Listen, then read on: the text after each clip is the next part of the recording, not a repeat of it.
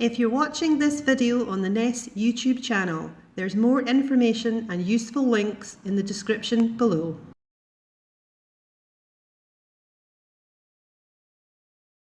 So we're here today as part of Support Workers Learning Week 2022. It's our first virtual learning week. We're having a lot of fun. It's been busy, but we hope you're going to enjoy this next hour and a bit with us.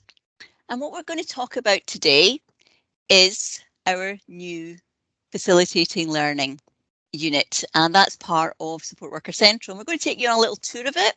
So we'll be looking at the learning unit, and we'll be talking through how we designed it and how you can use it. So what will you learn today? You've given up your valuable time to be with us, and we really appreciate that.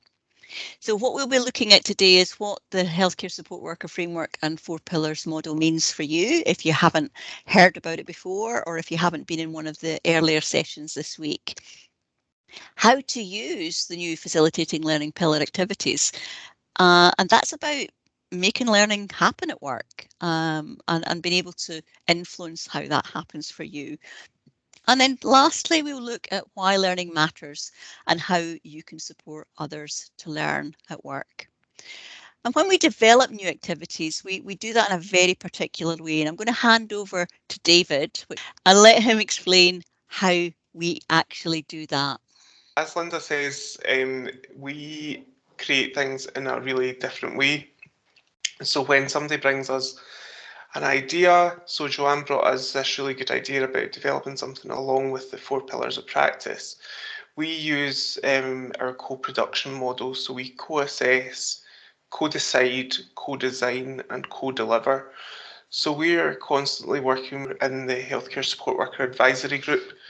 So we work cohesively together with NES partners and other partners out there in territorial boards to deliver things like this new learning unit, and we're always working with healthcare support workers and not doing things for healthcare support workers. Just to say that there's actually a science behind what we do. And this slide is from the School for Change Agents, a really engaging programme. But they use Mark Jabin's model on the science of change. If you want to change something, on the left-hand side of the screen, this is what Mark Jabin says not to do, but what we usually do. We find an issue, we decide what the desired outcome is, we look at the options, and then we offer a choice. And that might be a really limited choice. And normally, on that side of the screen, we engage people at the end of that process. So really all we're doing is ticking a box because we've already decided what the outcome is going to be. On the right-hand side of the screen, what to do. So if you want long-term, sustainable and meaningful change, engage people at the beginning so that you identify what the issue is together.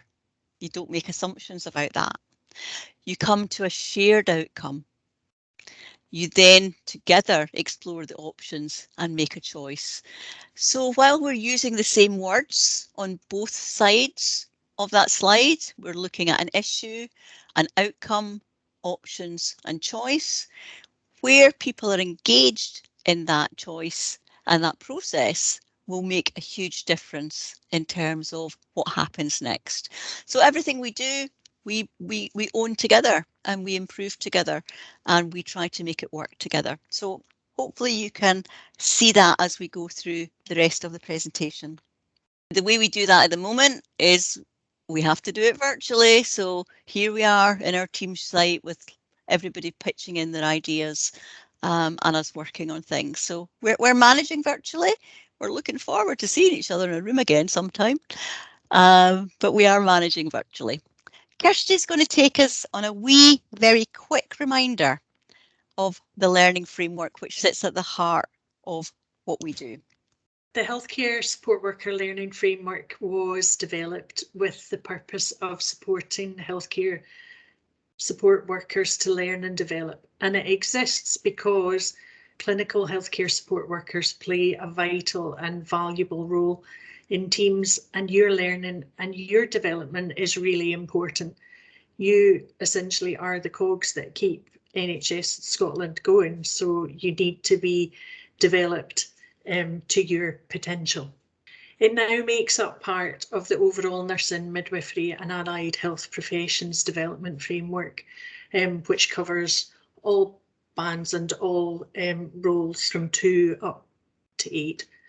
The 4 pillars of practice for healthcare support workers are clinical skills, facilitating learning, which is what we're looking at today, leadership, and there's also one for service improvement.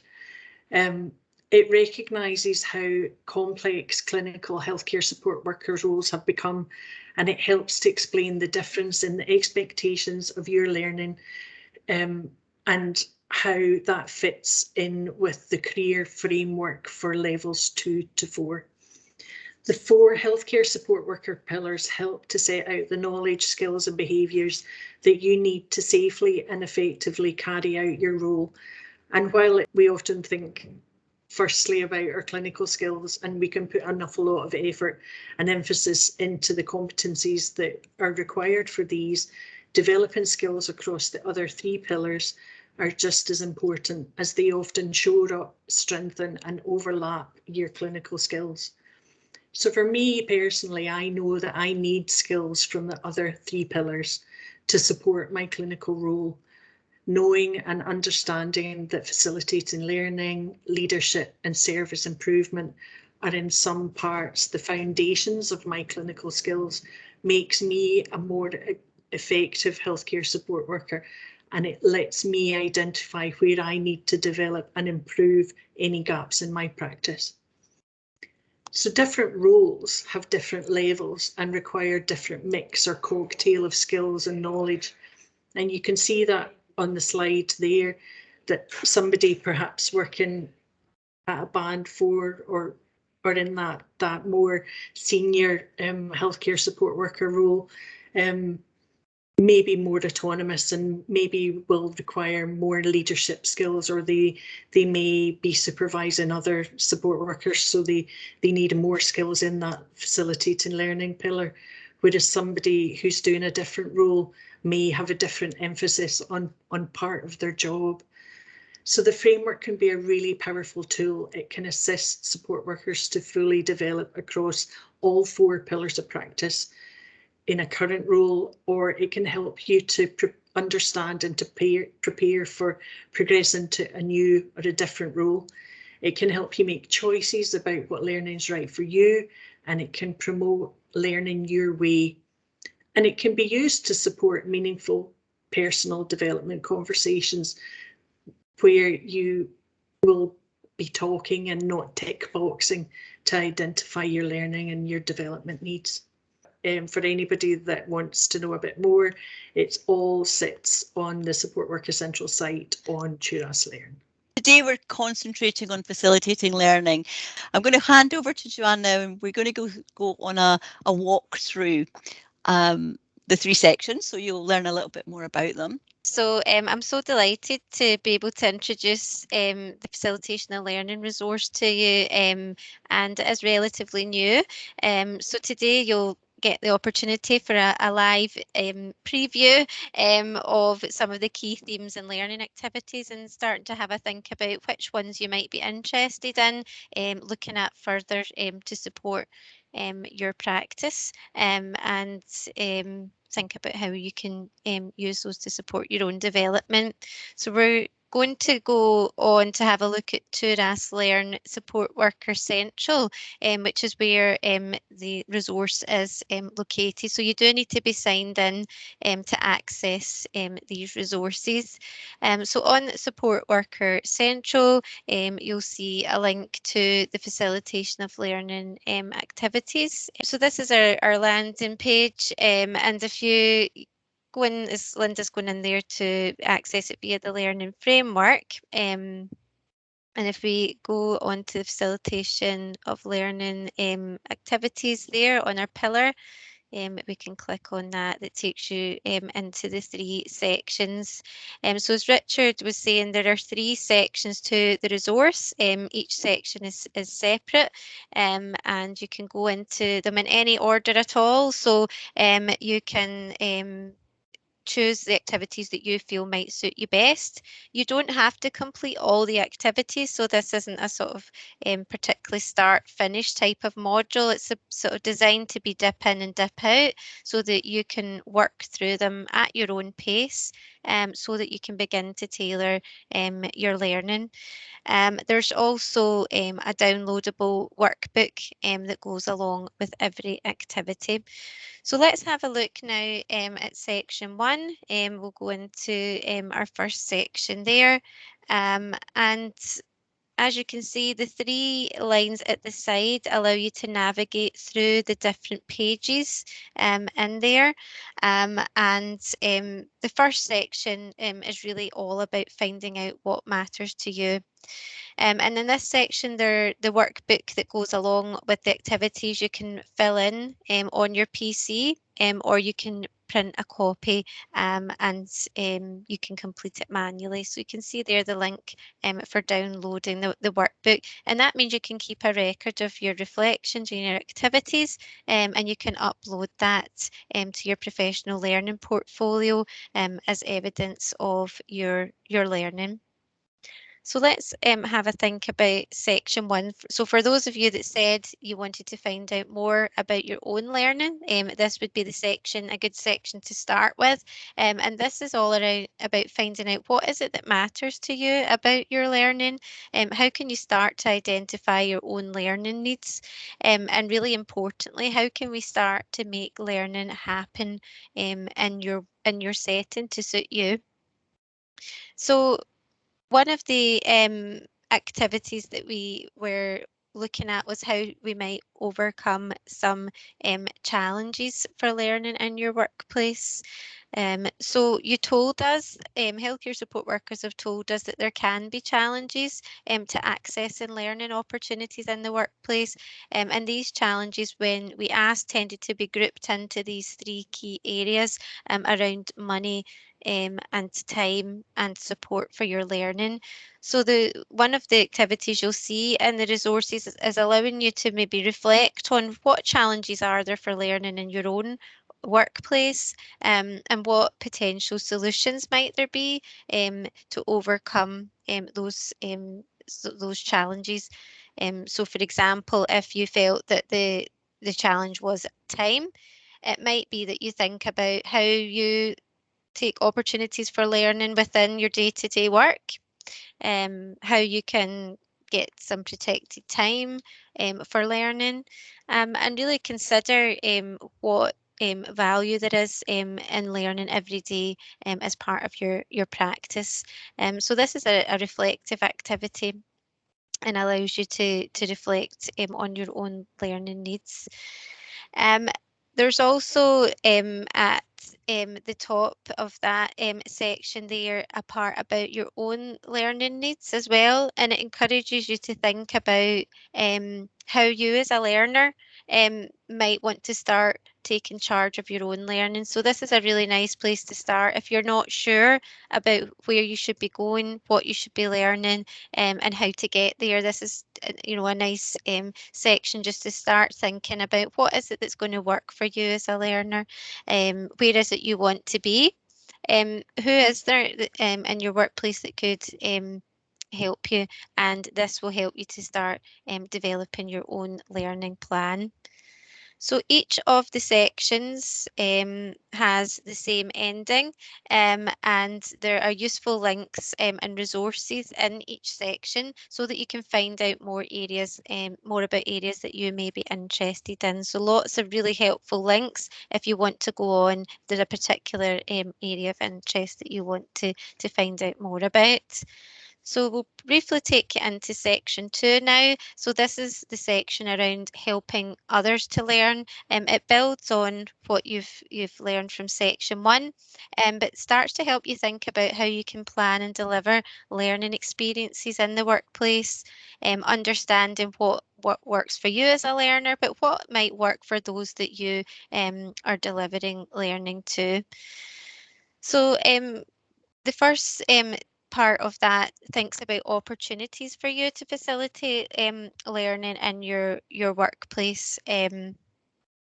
and how every learning experience that you have will be unique. So it may not be, it might be that you are facilitating formal learning, but there will be opportunities within your work every day, I'm sure, where you are engaging in learning experiences, where you're helping others to learn and you're helping others to acquire some new skills. So starting off thinking about those learning experiences is really important, and this resource will help you to think about different types of learning styles. So what are the needs of your learners? And your learners could be patients, carers, other professionals. It could be a wide range of people that you're supporting. And thinking about what it is that you are learning and what environment that's taking place in. And how that will support you to think then about the format of that learning experience. So, and allowing you to start thinking about, how you start to adapt your facilitation to meet those needs. So hopefully section 2, there's lots in that, and as I say, lots of links on to further reading and other links and resources that will help you to kind of, if there's particular areas that you want to explore. You'll also get a chance to do some questionnaires where you can start to really explore where your learning preferences might be. So that's section 2, and we'll have a quick look now at section 3. Section 3 is mostly if you have learning in your role, this will really interest you, but it is equally important for anyone who is sharing new information or learning with others in your role. So again, this section builds on what you've learned from section 1 and 2, and you'll start to explore factors which influence workplace learning, with the focus being on making learning safe, supportive and inclusive. So one of the examples we can show you is around about positive learning environments. And we know that a positive learning environment is very important and is made up of several factors. It needs to be supportive, safe, inclusive and engaging for people to learn and participate. So this particular activity in the resource starts to sort of break that down a bit further, and as a reflective activity, considering what are the factors within your environment that are contributing to make it a positive learning environment. And at the end of this section, there is a part of your workbook that you can complete. And you can start to link that back into your own workplace. So what are the factors that make it a positive learning environment? Is there any room for improvements? And that can be noted down into your workbook. So just as I say, a very brief dip into the resources. Hopefully you've seen something in the taster that sparked your interest to go in and explore around it further. Just to say there is a feedback form, and we really would encourage your comments and feedback on the resource. As I said, it is fairly new, and we would really want your feedback to make sure that these are meeting your needs. I'm going to ask Kirsty, first of all, and then David, to give us their examples of how they help others learn at work. For me, at the moment, I have a new colleague who I'm mentoring. So that is somebody that I am using my facilitating learning skills on. And it became very evident that we have quite different learning styles. And I had an opportunity to kind of reflect on the fact that I cannot impose my learning style on her. I need to support and facilitate her learning in her way, the way that works for her, so that she can have the best learning experience she can. But also just on a daily basis, I'll be using my facilitating learning with patients, with their families, with colleagues that I work with on the wards and the community. Also sometimes we will have new band 5 therapists. So there's it's stuff you're doing all the time, and you probably do not acknowledge it, and you probably do not know or would count it as that, but that is what you're doing all the time. And I'm really excited about the new modules, because I think they really help to kind of pull together all that knowledge, and helping people to understand how they learn is always going to help you to be able to facilitate other people's learning better. Because when you know what works for you, then you can then have a bigger appreciation of what works for them. Thank you, Kirsty. David? So when I was a nursing healthcare support worker, I would facilitate learning all day, every day, and I wouldn't necessarily call it facilitation of learning. What I would do is call it showing people what to do. So whenever we're showing somebody what to do, is in fact we're facilitating their learning. So I was facilitating learning of nursing students, new healthcare support workers, medical students, and new registered nurses, by showing them what to do in our specific clinical area. And I think it's really important that we understand that you can facilitate learning for anyone. It doesn't matter what band they are. And it's really important that we understand that and get it through that if you know something that somebody else doesn't, you can help them understand that. That's a really nice way to put it, David. Thank you. And we're going to move on to our third aim of this session now. And we're going to talk about making learning inclusive. And I'm going to hand back over to Joanne. We actually had starting to have some nice examples of this within the breakout room, which was really good, and lots of examples of where you know, people were starting to think about, when I'm telling someone something or passing on information, you know, how do I know that they've, you know, understood that? How do I know that that's worked for them, and that they're participating in the learning? And we're starting to now think about inclusive learning. So really, inclusive learning is really a term for us to just think about being aware of different preferences or differences that a learner might have, and how you can start to offer a positive learning experience for them. And as part of that, we're going to remove any sort of barriers that might exist and help them to participate as much as they can. So if I'm facilitating learning, one way I can think of my learning as inclusive is is everyone participating? Is everyone seeming to enjoy the session? Is it a positive experience? Are people able to learn the content?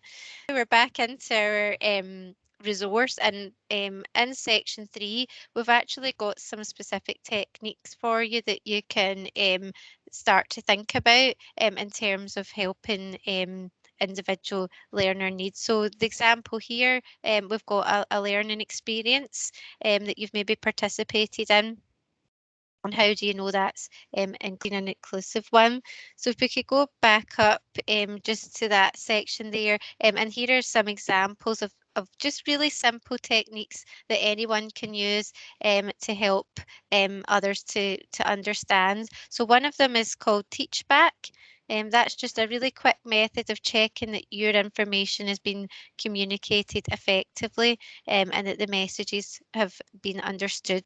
So it's really just about asking someone to summarise what you've just said. So can you tell me what we've spoken about today, or what are the key points that you've taken from this? You're really just, you're checking that they've understood and checking that your message is been sort of communicated well. So it's a really good and easy technique to know if your information has been effective. Another sort of simple technique is chunking information. So that's just breaking information down into smaller chunks. And again, in our breakout rooms, people were given examples of how they do that, and how they check for understanding along the way. It's about simplifying what it is that you're trying to convey. we also mentioned about simple language as well. So where we can, avoiding using kind of jargon, medical terms where they're not needed. So really just, trying where we can to use plain and simple language when we're offering explanations. Using pictures. So we had a lot of visual learners in our breakout room. So remembering, to where you can have pictures or photographs or visuals, that can be really helpful when you're offering that inclusive learning experience. And just a final point would just be to remember to think about, not making any assumptions, especially around written tasks. So, just offering help, with any paperwork as needed. So you won't always be able to tell that someone's not understanding or able to sort of complete things for you. So it's really just about you doing some of these really, really simple techniques just to have that check. And these are some simple ways that we can make our learning experiences, or as David was saying, how when we're showing someone how to do something, using these kind of really simple techniques can really add some really nice value to that. And we wanted to end this session by recognising that we're all walking around, every single one of us, with a pool of knowledge that we don't really know that we have. And this is called tacit learning.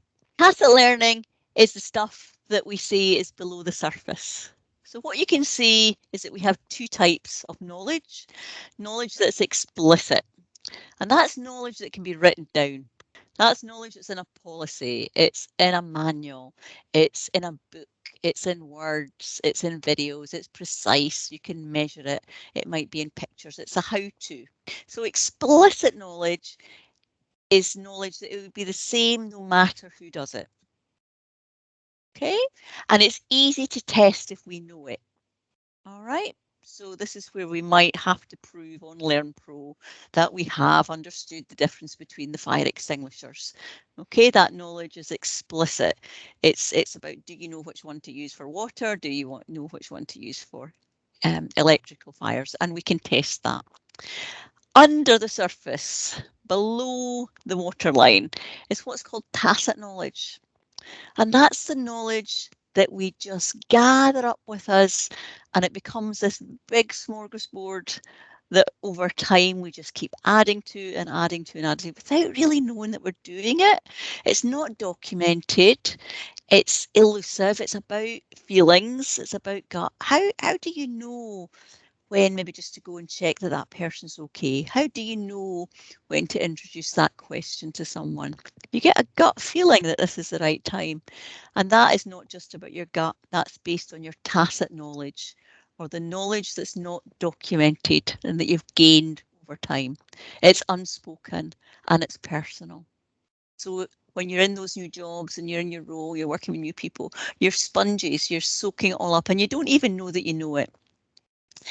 When we were designing this presentation, we were thinking about different ways that we could try and help people understand tacit knowledge, and we actually couldn't come to a decision about that because we didn't have enough tacit knowledge about what was being suggested. So we'll come back to that. You might see us on TikTok yet, but just to confirm that we all learn differently, but we also learn experientially most of the time. And this is what's called the 70-20-10 model. And that's about the 3 E's. And the 3 E's are experience, exposure, and education. And you can see the education, which is what we traditionally think of as learning, is formal learning. It's a programme. Okay, it's something that has a start, a middle, and an end, and it's usually taught.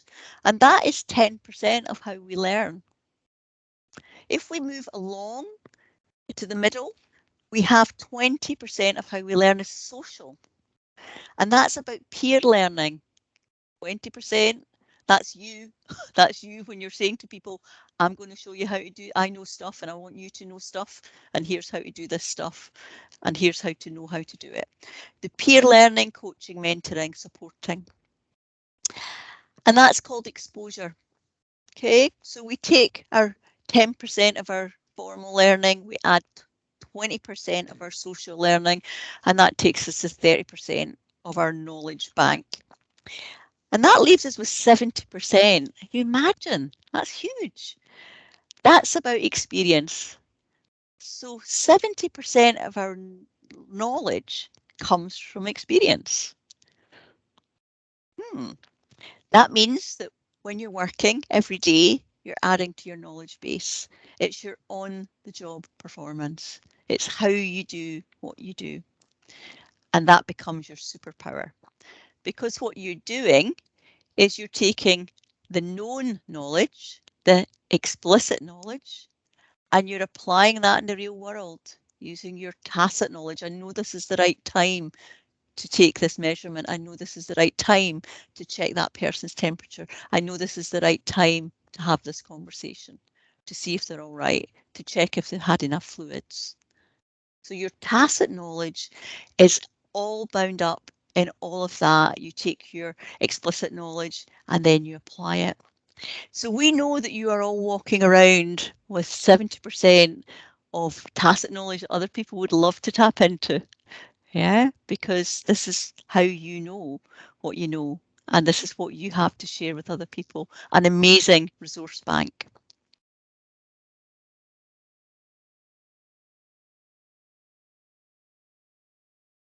Have a great week. We've loved being with you here today. Thank you.